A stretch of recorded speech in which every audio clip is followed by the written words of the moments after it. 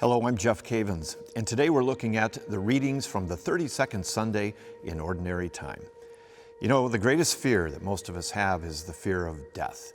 We do everything that we can do to avoid death. We buy insurance, and we have health insurance, and we have all kinds of medical plans, and we don't want anything to do with death, much less suffer.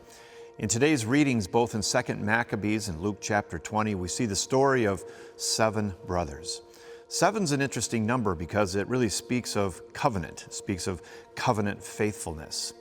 And we see in the Old Testament, we see that there are 7 brothers that were persecuted, and they died and gave up their life for what seems to be something so small. It's over pork. And you might say to yourself, well, why would someone give their life over a BLT sandwich or whatever it might be? And it isn't the pork that is really the focus of the story, but it's the small things. It's the details. It's the ditch that you will die in.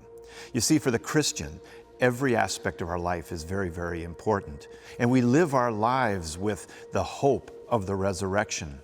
In fact, in 2 Maccabees chapter 7, the 4th brother is being tortured, and at the very end of his life, he says, literally, he says that it is my choice to die with the hope that God gives of being raised again.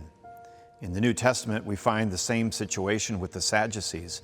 The Sadducees worked around the temple, and they were an interesting group of people because they didn't really believe in the resurrection, and they only believed in the first 5 books of Moses.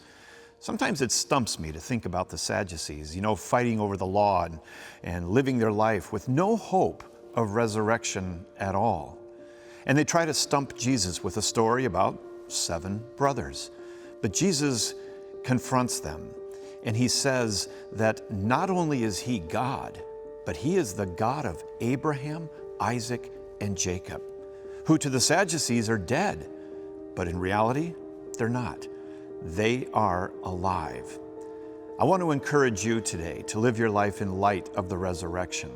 And that means that we are willing to give our lives to Jesus, even in the details of life. We're willing to die for the faith and in the big ticket items too.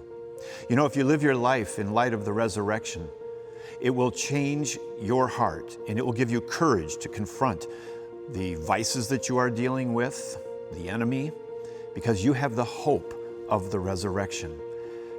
Paul talks about the resurrection, and he says that if the resurrection isn't true, your faith is in vain. So we might as well eat, drink, and be merry, because this is all there is.